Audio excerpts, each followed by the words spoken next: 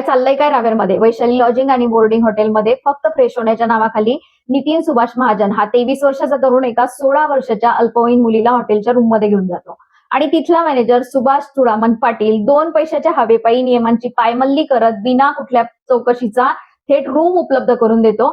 कसली नीतिमत्ता आणि कसला हा धंदा? आज त्या तरुणाला आणि त्या मॅनेजरला पोलिसांनी तात्काळ वेड्या ठोकल्या. त्यांच्यावर पॉक्सो अंतर्गत गुन्हा दाखल झाला. योग्यच झालं. पण पालकांनो, तुमची मुलं फ्रेश होण्याच्या किंवा मित्रांसोबत फिरायच्या नावाखाली नक्की कुठे जातायत यावर आता डोळ्यात तेल घालून लक्ष ठेवा.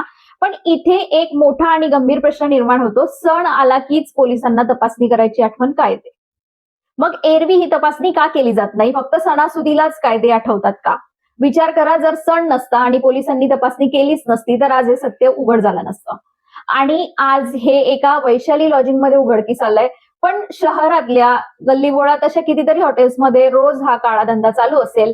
तिथपर्यंत पोलीस कधी पोहोचणार? पॉस्को अंतर्गत गुन्हा दाखल झाला, आरोपींना बेड्या ठोकल्या, हे ठीक आहे.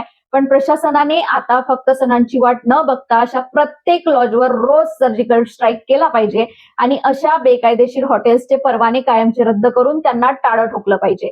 तरच या नराधमांना कायद्याची खरी भीती वाटेल. बाकी तुमचं यावर काय मत आहे ते मला कमेंट्समध्ये नक्की सांगा.